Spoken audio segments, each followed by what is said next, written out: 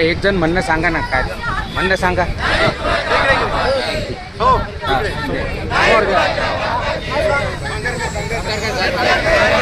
बांगरकर कोण आहे सांगा, म्हणणं सांगा थोडक्यात तुमचं.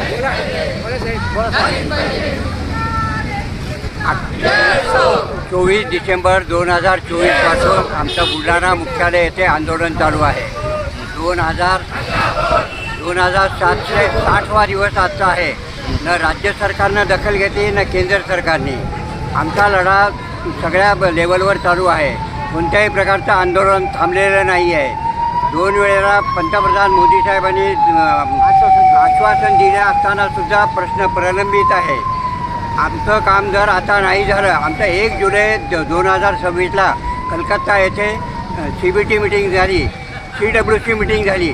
त्या मिटिंगमध्ये प्रामुख्याने 4 प्रस्ताव मंजूर करण्यात आले.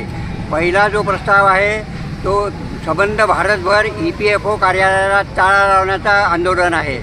दुसरा आहे दिल्ली येथे जंतर मंतरवर महाआंदोलन होणार आहे. तिसरा आहे मोदी साहेबाचा मतदारसंघ वाराणसी मतदारसंघात महासंमेलन होणार आहे. आणि चौथा प्रस्ताव आमचा आहे, हे सगळं करून जर आमचं काम नाही झालं तर आमचा आत्मदहनाचा इशारा आम्ही सरकारला दिलेला आहे.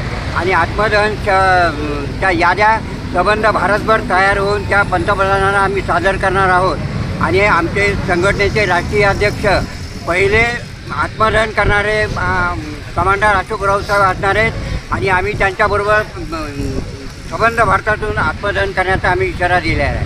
धन्यवाद. तुमचं पूर्ण नाव सांगा परत.